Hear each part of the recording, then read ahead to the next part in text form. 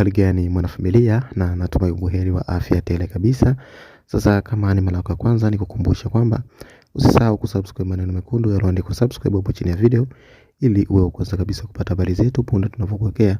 kwenye YouTube channel yetu. Sasa mwanafamilia, hii leo tukiangazia kunako viwanjani, hasa katika ule mwendelezo wa ligi kuu Tanzania bara. Sasa ni kwamba kuna vilabu kadhaa tayari vishacheza michezo yake muhimu, huku baadhi yao vikiwa bado vina viporo, hasa katika mechi ambazo zinasubiriwa kuchezwa, yani ambazo zitakuwa kuchezwa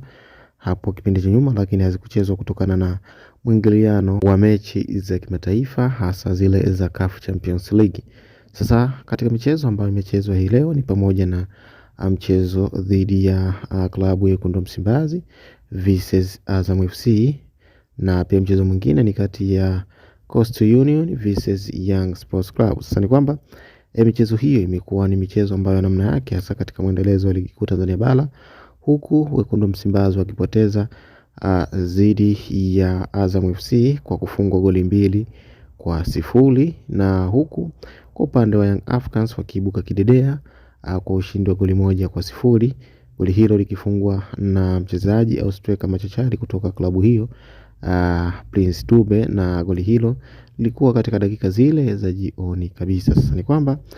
katika matokeo haya baada ya mechi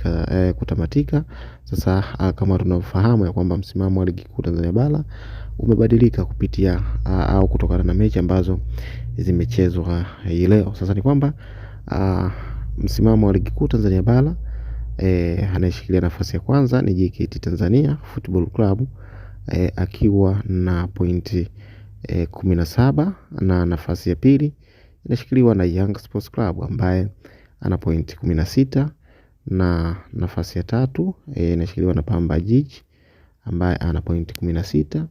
na nafasi ya 4 inashikiliwa na Mashujaa Football Club akiwa na pointi 13, na nafasi ya 5 inashikiliwa na Simba Sports Club ambaye yeye akiwa na pointi 12.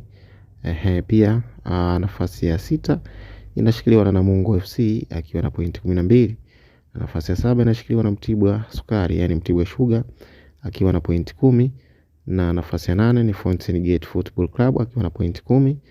na nafasi ya 9 ni Azam Football Club akiwa na pointi 9, na nafasi ya 10 ni TRA United akiwa na pointi 9, na nafasi ya 11 ni Coastal Union akiwa na pointi 9, na nafasi ya 12 ikishikiliwa na Singida Black Stars akiwa na pointi 8, na nafasi ya 13 ni Mbeya City akiwa na pointi 8, na nafasi ya 14 Tanzania Prisons akiwa na pointi 7, na nafasi ya 15 ni Dodoma Jiji akiwa na pointi 6, na nafasi ya 16 ni KMC Football Club akiwa na pointi 4. Huo ndio msimamo wa ligi kuu Tanzania bara baada ya mechi ambazo zimeshamaliza michezo yake. Sasa ni kwamba msimamo wa ligi kuu Tanzania bara kama hivyo ulivyosimama. Kwa hiyo mwanafamilia, inaendelea kukumbusha kwamba usisahau kusubscribe maneno mekundu, kwa subscribe hapo chini ya video, ili uwe wa kwanza kabisa kupata habari zetu.